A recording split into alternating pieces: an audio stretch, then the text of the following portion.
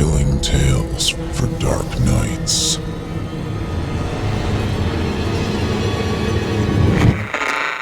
Want to make sure you never miss a Chilling Tales for Dark Nights video again? Be sure to subscribe and hit that bell to turn on notifications. If darkness is what you're after, seek no more, your search is through. You haven't found the darkness, traveler. The darkness has found you.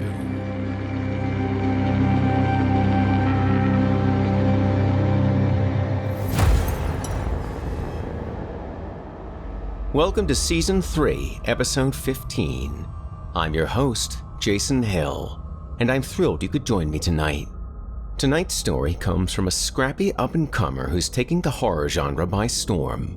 A man of unparalleled talent, vision, and take-no-prisoners chutzpah. That's right. I'm talking about the Corban Groshek, a crafter of creatures and molder of monsters the likes of which would leave even the great Rick Baker speechless and existentially barren. Corban's latest opus harkens back to the Goosebumps novels of my childhood, so be sure to stick around. You're listening to the standard edition of this program. If you'd like to show your support and enjoy ad-free versions of this and all our other episodes, as well as hundreds of tales from our audio archives dating back to 2012, visit simplyscarypodcast.com and click Patrons in the upper menu to sign up today to get instant access from our friends at Chilling Tales for Dark Nights. Thank you for your support. Now, allow me to escort you to a place where the sun dies and nightmares come to life, where those who seek the darkness need look no further. Welcome, listener, to the Horror Hill. You haven't found the darkness. The darkness has found you.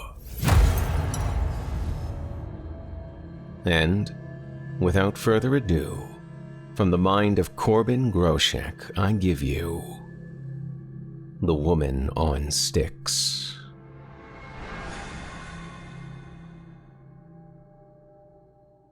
Part 1. Warren Biggs thundered into the radio station that sat at the edge of town. The town itself sat at the edge of an expanse of cornfields mingled with 6 acres of woodland. This was not his day. He arrived with his hands full, as usual, and cool weather had made the studio door lock uncooperative. First, it wouldn't take his key. Then it took it, but wouldn't let it go. He had made it inside with only seconds to spare, fumbling his donuts against his paunch where the souls of many devoured donuts already languished. He caught his foot on the leg of a rolling chair that had been left out in the walkway 4 inches too many. Laws of physics determined that this would result in some spillage from his coffee, but just a few drops. He sat down in front of the control board with a seismic thunk. Grabbing his headset caused the wire attached to it to pull his coffee into his lap, where it spilled much more than a few drops, in a place where there were much more than a few nerve endings. It was a howl that rattled the glass, but it was too early for anyone to be around to hear. He switched on the obsolete equipment and gave it the obligatory waiting period that it needed to warm up. He shook his head, hoping that his boss wasn't doing a station performance audit. His boss was not, so Warren's morning DJ show hit the airwaves at 5:15 a.m. instead of the official 5 a.m., an anomaly that wasn't terribly uncommon. With tears in his eyes from the spill of lava-hot Java on his oh mama, he hit the ground in form when the on-air light went green. Good morning from the sticks of Stocksville. Poor Joe and rock and roll, all you lovely dreamers and doers riding that early worm into the sunrise. DJ Warren Peace is going to keep you warm on this chilly September day with the hottest tunes from the coolest artists. So, stoke your fire and go get over that hump of today's hump day. Go get what's yours. Start a fire. Start a fire. Start a fire! That was the part he lived for. By the third start a fire, he was swinging one chubby arm in the air like he had a lasso. And then that cued the stretch where his failed career as a motivational speaker was replaced by music that got played through his thin speakers in the back rooms of diners and employee lounges and motel lobbies and gas station bathrooms. Songs that were veritable EVPs of people that had bought into the American dream, gotten it, and likely lost it by the time anyone could attach their names to their songs. And now the ghosts of their success were rained down on a quiet town full of people that were too busy to think about the American dream. All except for the teenagers. Teenagers are composed of nothing but dreams. For a teenager to give up on their dreams would be a tantamount to self-mutilation. Teenagers like Jacob Pines, a lad who was 16 and every bit the pretty boy that girls swooned over along with their moms. Oh, did Jacob ever have dreams? Most of them centered around getting the attention of the equally gorgeous Jane Corcoran. But, like anyone else that bought into dreams, he didn't think much on the discrepancy between the volume of his efforts versus the results. He could have been one of the faces that music producers take under their wing and manufacture into pop stars with zero talent. Jake didn't know how to leverage his pretty boyness. He tried getting Jane's attention by staring at her longingly, the way some boys can manage when they're models in front of a camera. He just ended up looking like a creepy kindergartner, sizing up a box of animal crackers. Not that it mattered. She did not notice. He tried showing off for her in gym class. He was a capable athlete. He'd make the shots, the touchdowns, the winning points, but she never seemed to be paying attention during those critical moments. She always had that dreamy, faraway look to her, like she were in a perpetual state of being mentally absent, someplace where Jake's peacock feathers couldn't be seen. People willing to listen to Jake moan about his girl problems were a rarity in his world.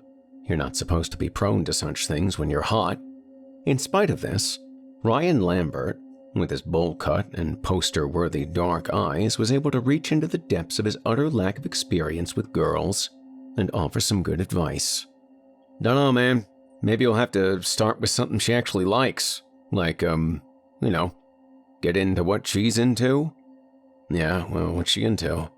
Ryan shrugged hard enough to pull his head into his Jersey turtle fashion. "Well, I don't know nothing about her." And nobody did, really. Jake discovered this with his attempts at overhearing anything Jane might say about herself. The only time she ever talked was to answer the teacher's questions to the class. Desperation drove Jake to his boldest move yet.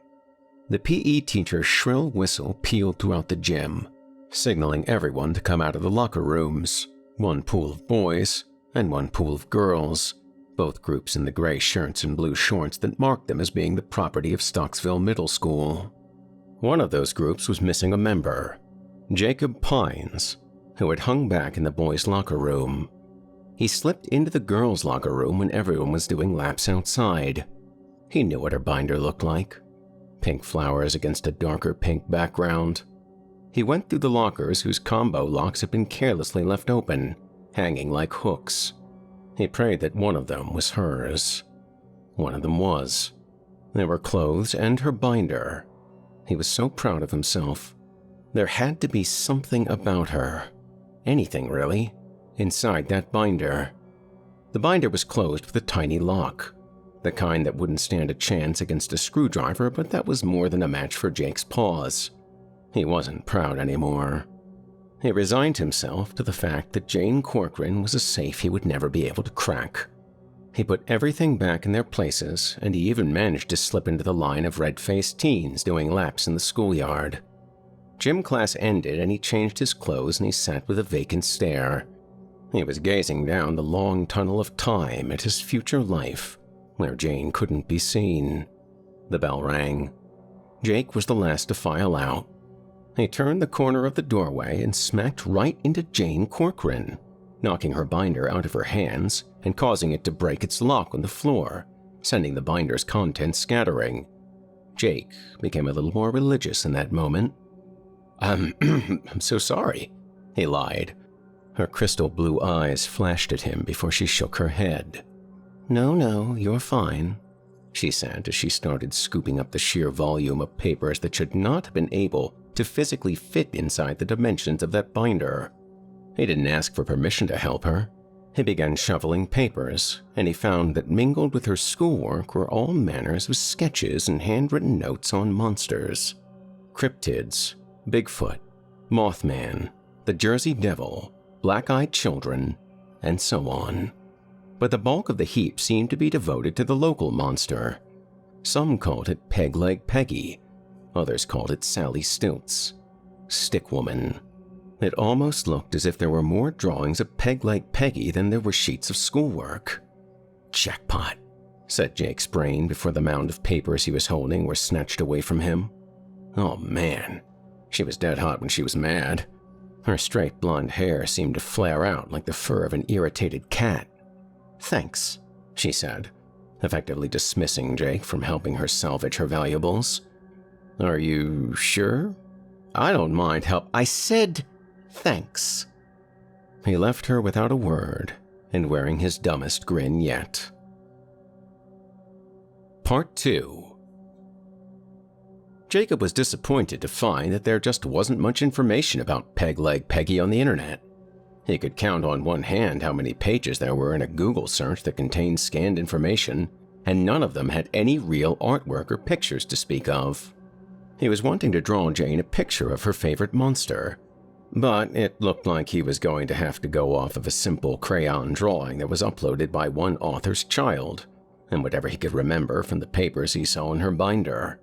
He guessed that most of those had been drawn by her, a true fangirl. So he did the best that he could, going off of the vague descriptions of creatures that he found on the internet. An otherwise featureless human female torso, gaunt and emaciated from living a life in the wild, and with whatever limitations are brought on by having sticks for arms and legs. Perhaps it killed things by impaling them. It had a mouth that seemed to go from the bottom of one ear to the other, creating a long slit that allowed for it to open up extremely wide, almost like the way the jaw of a snake unhinges. He gave it various injuries as you would associate with living in the wild with no medical treatment. The final product didn't look much better than the original children's drawing that guided him. He too was using crayons, but he was pouring every romantic fiber he had into this picture, as if it were the one prize rose that would woo his beloved, if a rose could ever do such a thing. It was finished. It was his most serious work of art since he was 6. It was beautiful, and she was going to love it.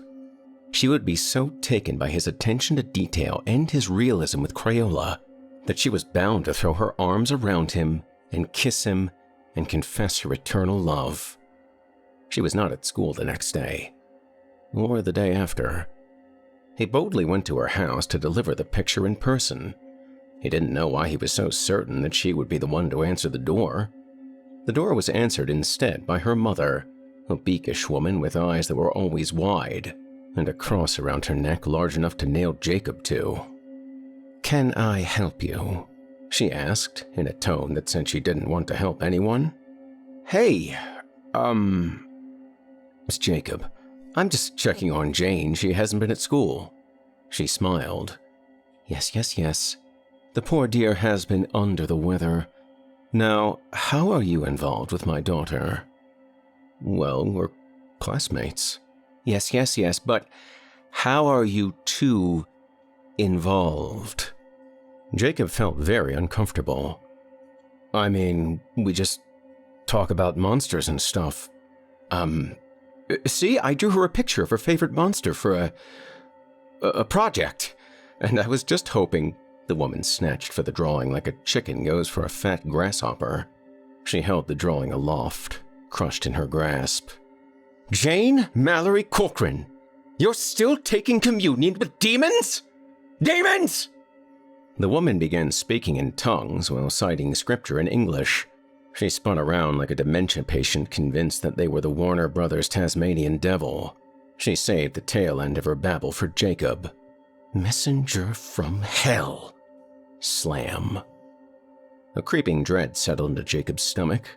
He had just started a fire, and this woman seemed every bit the type to deal with fires by flogging them, or stretching them on a rack and demanding a confession. He began walking home feeling awful. How would he redeem himself from this one? He was walking past some garbage set out for collection when he noticed something pale and pink. The resident had set out a department store mannequin. It was just a head and a torso. He knew exactly what he was going to do. It was a shot in the dark, but white-hot teenage love takes those kinds of crapshoots.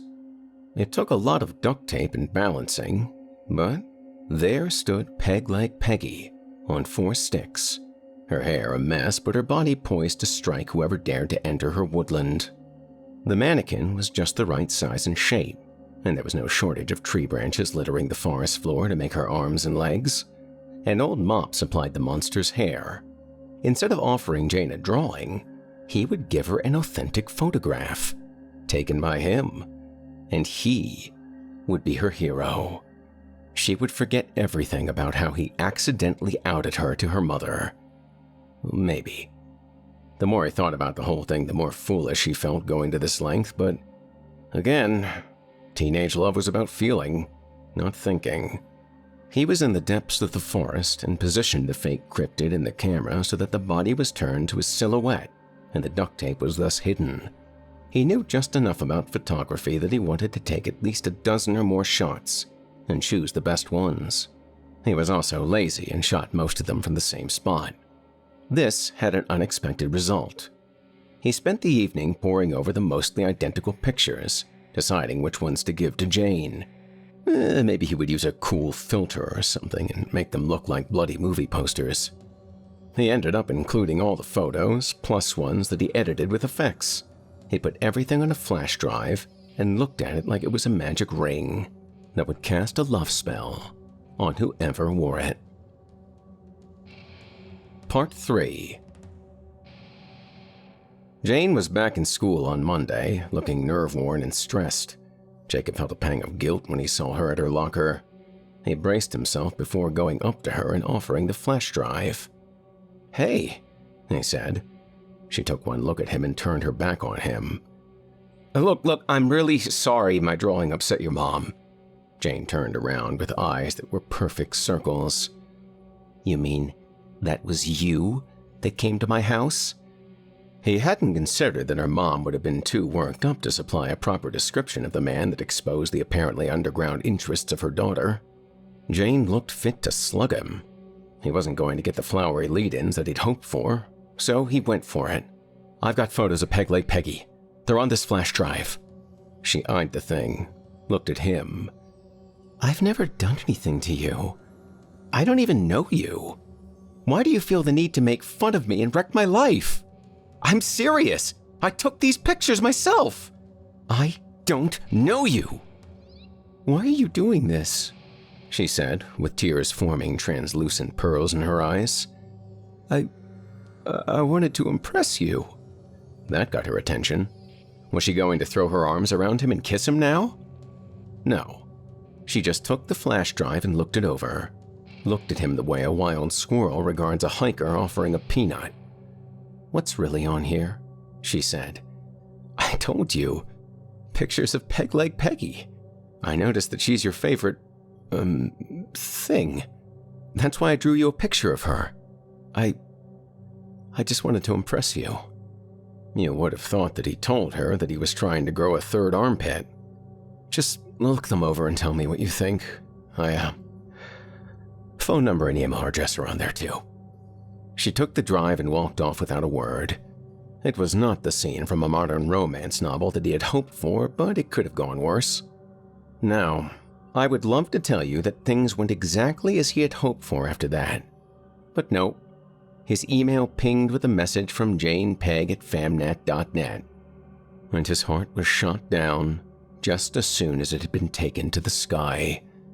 It was a long, nasty, scathing message, to the effect that he must really think she's stupid, and he must really want her dead and really hate her. He was going to make a hasty reply, but she had blocked his email address. That was it. He failed. He didn't eat dinner that night. Told everyone that his stomach was bothering him, which was partially the truth. He laid in bed but couldn't nap. The sun went down, but he couldn't sleep. He just garnered what meager painkiller he could from the dopamine release of playing a game on his cell phone. It was around midnight when his email pinged again. It was from Jane. "We need to talk." Beneath that terse line was an animated GIF made up of the photos that Jacob had taken. He almost thought that she was making fun of him, but he noticed something in the background of the GIF. He had taken the pictures no more than 2 seconds apart, and the GIF made it look like a cut from an amateur stop-motion film. Behind the fake peg-leg Peggy was the real thing. She was nestled in the leaves, mostly holding still, except to shift her weight on her sticks and to slowly stalk away, keeping her eyes on the camera until her neck wouldn't turn. It was beyond belief in that moment. Was it an act of God? Was Jacob really such a G that he made things work out so well without knowing it? Either way, he was going to take it. He replied to her email and waited. She was waiting for him in the cafeteria. The anger and the distrust were gone from her eyes. "Hey," he said. "Hey." She patted the spot on the table next to her. He couldn't hide how happy he was to sit next to her.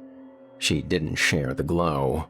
Instead, she wore the look of an addict trying to hide their hunger for a fix. "Can you show me where you took those pictures?" "Sure can." "Do you still have the mannequin?" He frowned internally. Why wasn't she talking about dating? "I took it home with me after I was done taking pictures, so yeah." "Why?" "Did you see the way that she acted? She wasn't looking at you. She was looking at the mannequin. That was territorial behavior. If we set it up again, it could draw her out and we could get better pictures." She was looking intense, like something important hinged on her ideas. "Will you be able to get away from your parents without getting in trouble?" "Yeah, don't worry about that." So, it was a date. She just didn't know it, or didn't seem to care. Part 4. Jacob waited in the exact same spot with his prize mannequin cryptid. He was grinning ear to ear and he felt amazing. It all seemed too good to be true. She was going to be here with him, alone in the woods. He brought snacks and drinks. They were going to photograph a local legend, and he was going to win her heart in the process. Perfect. So perfect. He tried to suppress his anxiety when she took her time to show up. Part of him wondered if she had stood him up to get revenge. But there she came at long last, wearing nothing remarkable but looking stunning to him all the same. Her golden hair looked at home among the leaves that were changing colors into the hues of autumn. Love in the fall. Falling in love, he mused. He grinned at her like an idiot. "Hey," she greeted him without making eye contact. "Is the decoy set up yet?" In about 10 minutes they were ready. Faux Peggy was where she was the first time. The two youths were poised with their equipment. Jacob made sure that they would be able to camp out long after dark, just not for the same reason that Jane had in mind. Jane looked like an overprepared tourist who was lugging around half a studio. She had her own camera, a laptop, plus her cell phone at the ready. Her face was stern like a grim Mona Lisa. A good hour passed before there was much talking. It was actually her that broke the silence as the two of them sat on a storm-fallen tree, leaves falling around them like snowflakes. "This means everything to me," she said, rather matter-of-fact. "I can tell," Jacob said. "I mean, this is my future. My mother thinks I want to be some kind of ghost chaser or demon hunter. If I can just show my mother that this thing is real and not some demon, I'll be one step closer to doing what I want to do with my life. Hard evidence is the best argument, right?" "Oh, sure," Jacob said as his hand started inching towards hers. Her face scrunched slightly as if she were seeing a naked tarantula sneaking up on her. She looked at him. "So, what's your favorite real-life monster?" she asked as she moved her hand to where her other one was. "Bigfoot?" "Really?" His eyes danced. "The Loch Ness Monster?"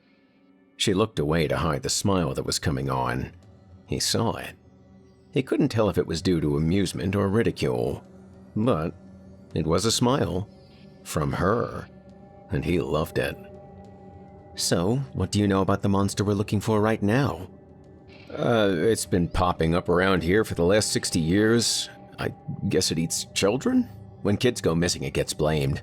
The name Peggy Pegleg is a reference to Peg Powler, a very old water spirit who is also said to eat children. Well, that made her smile for real. You've done some research. Yeah, just for this monster, though. Just for me? He nodded. Yeah, just for you. Was he dreaming, or did she finally look like she could actually tolerate his presence and possibly enjoy it? For me, there's more to this than just leaving my mark in paranormal research.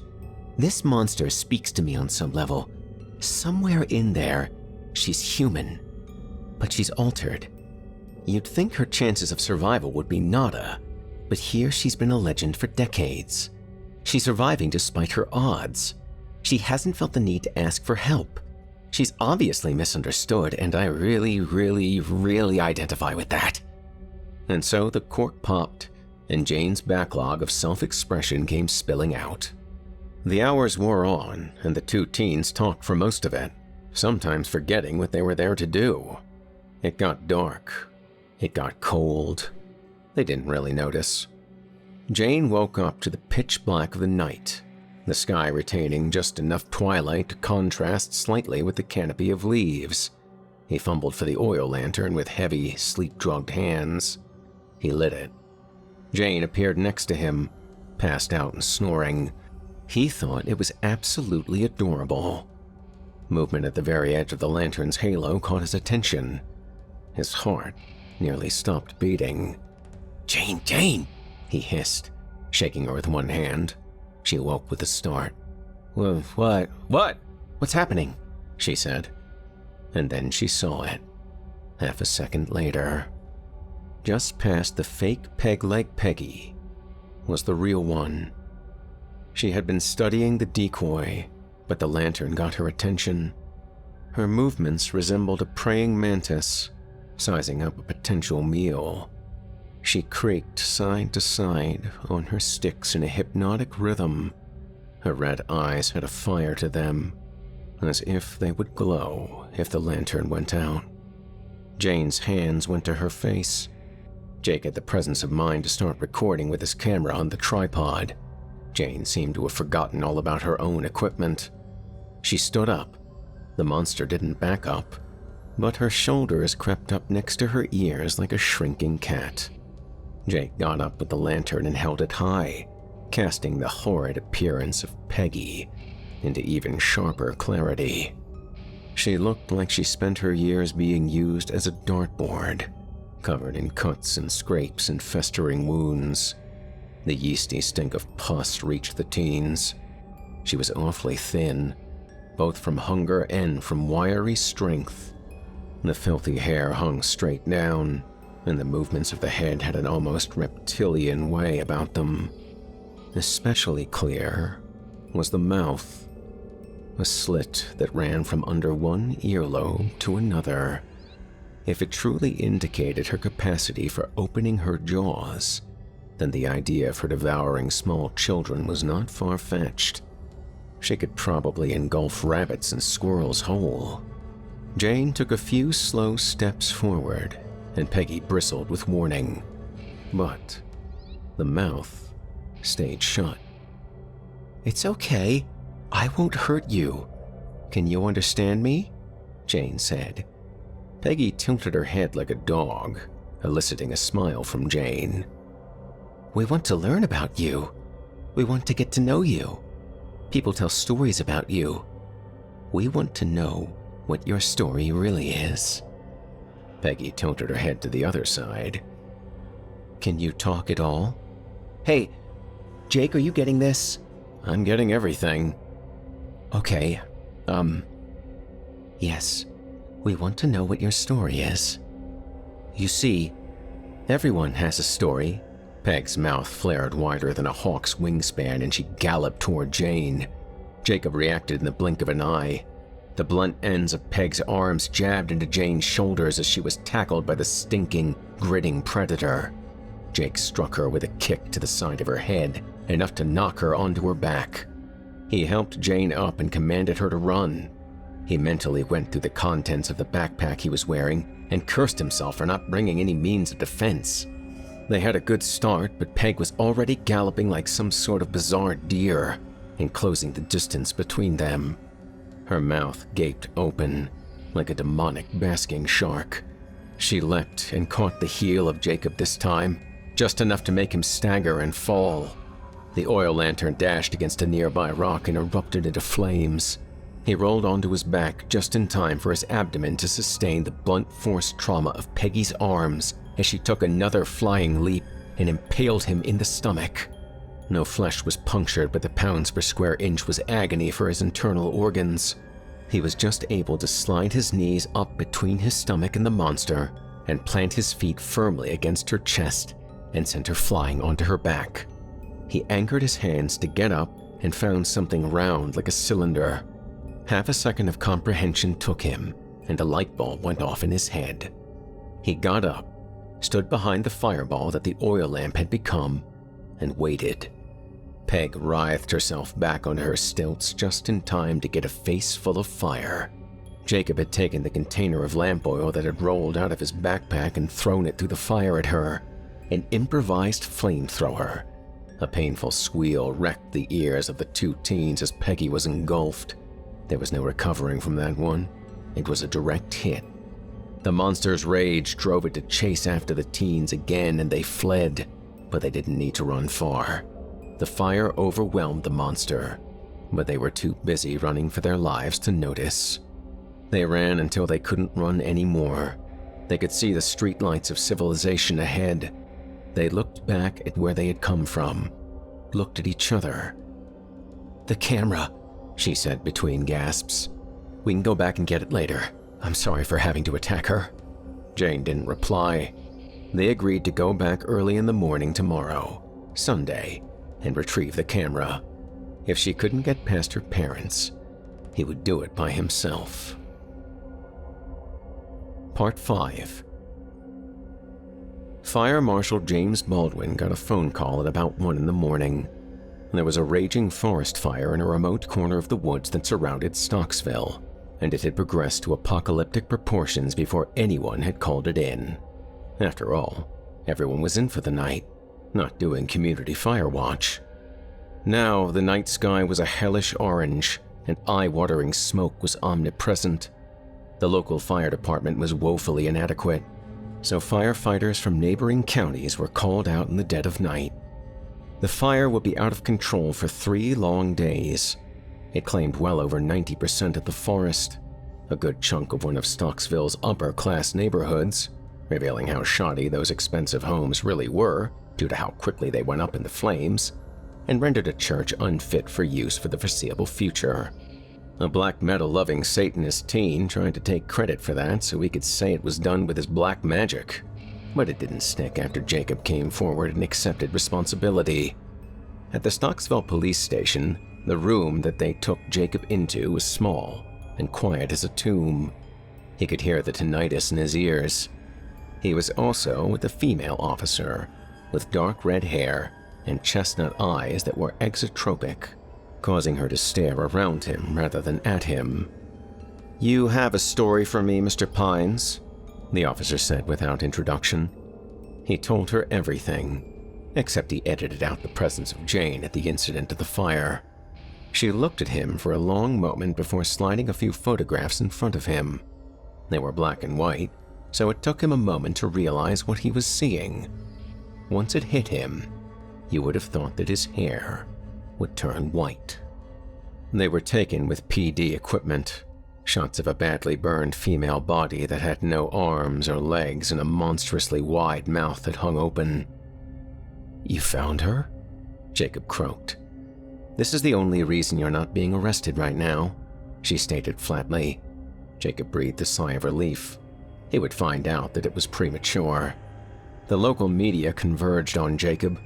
They were as interested in his account of the monster as they were about the price on his head from locals. For weeks to come, there would be reporters saying the same thing over and over, with the scarred town in the background, Jacob's face appearing in a small square on the corner of the screen. "A teenager from Stocksville is making history in more ways than one," He has accepted responsibility for starting what is considered the town's worst disaster in decades. But it was all in self-defense from an attack that has led to the first truly solid evidence of stranger things that walk this earth. He was handling the cocktail of fame and notoriety rather well, better than Jane would have. They kept in touch via email, and he promised that he wouldn't hog all the glory. She'd get involved when it was safe. It was the biggest bouquet of flowers he could ever offer her, and that was the highlight of the whole thing. Someone else was going to be famous. He just didn't know it yet. Harold Redshaw, the mortician that would examine and prepare the monster's remains for long-term storage. He slid it out of the freezer and furrowed his brow under his pocked moon of a forehead. He would almost think it was fake if it weren't for the wounds. It was so human, and yet so devoid of typical human female features. It had to have been the last of its kind. It couldn't procreate, as it had no visible reproductive system, nor did it have a means of nursing young. Apparently, a new species was born with it, and a new species died with it. He picked up a scalpel just before Peggy lurched upwards and wrapped her mouth around Harold's head, completely taking it in and clamping down hard. She twisted her neck, and the muffled pop of Harold's vertebrae sounded in her throat. Her limbs grew new wood out of their burned stubs. Her hair would grow back eventually. First things first, her wide-eyed head bobbed around like a mutant chicken until she saw the stairwell. She ran up them and knocked the screen door out of an open window and ran into the cool night.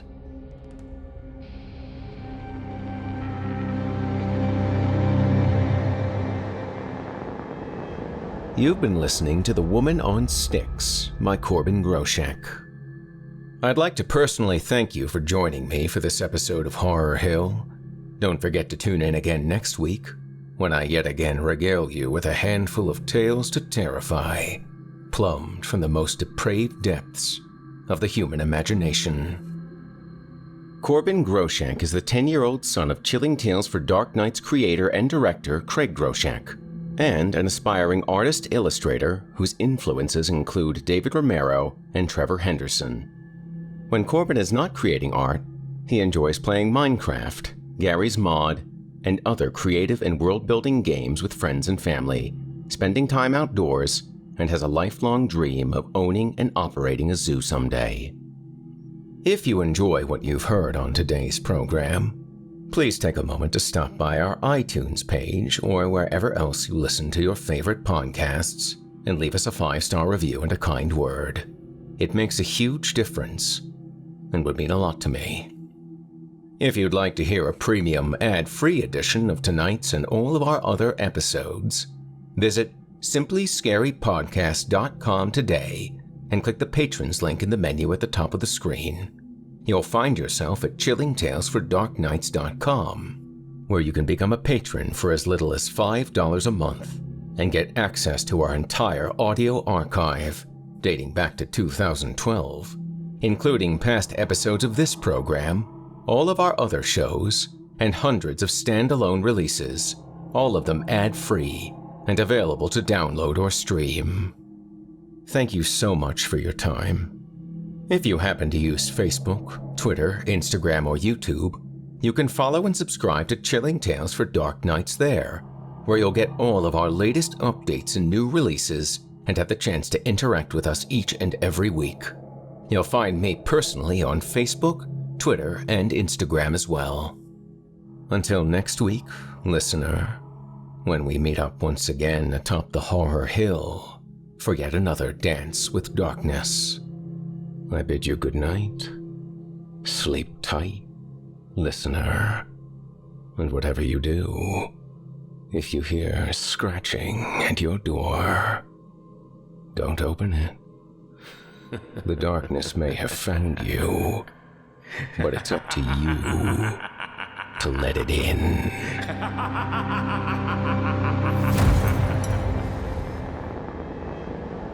Thanks for listening. You've been listening to the Horror Hill Podcast, a production of Chilling Entertainment and the creative team at Chilling Tales for Dark Nights, and a proud member of the Simply Scary Podcast Network. Visit simplyscarypodcast.com today to learn more about our network and our other amazing storytelling programs. Tonight's program was hosted, and its featured stories performed by yours truly, Jason Hill. Selected stories have been adapted with the kind permission of their respective authors. Original music provided by Felipe Ojeda, Luke Hodgkinson, and Jesse Cornett. Final mixing and mastering by executive producer and director Craig Groshek. The program's artwork by yours truly, Jason Hill. Logo by Craig Groshek. Got a terrifying tale of your own that you'd like performed? I take submissions. Email it to us today at submissions@simplyscarypodcast.com to have your work considered for production in a future episode of this show. That's submissions@simplyscarypodcast.com. If you enjoyed what you heard on tonight's program and are joining us on your favorite podcast app, subscribe to us to be sure you never miss an episode, and leave us a 5-star review and a comment. Your feedback means a lot to me. You can also follow Chilling Tales for Dark Nights and yours truly on social media to connect anytime and get the latest updates on this and our other programs. If you're listening on the Chilling Tales for Dark Nights YouTube channel, do us a favor and hit the subscribe button and the bell notification icon for Chilling Tales for Dark Nights as well to get more spooky tales from me and the crew, and another episode of this program each and every week. And don't forget to hit the thumbs up button to tell us how we're doing, and leave a kind word. And don't forget to visit us at chillingtalesfordarknights.com and consider supporting the team by becoming a patron. In addition to helping us out, you'll get exclusive access to our audio archive and ad-free downloads of all your favorite stories, including those you've heard on this program. As for me, I'll be back next week with more terrifying tales to keep you up all night. If darkness is what you're after, listener, your search is over. Yet, let it be known, you haven't found the darkness. The darkness has found you.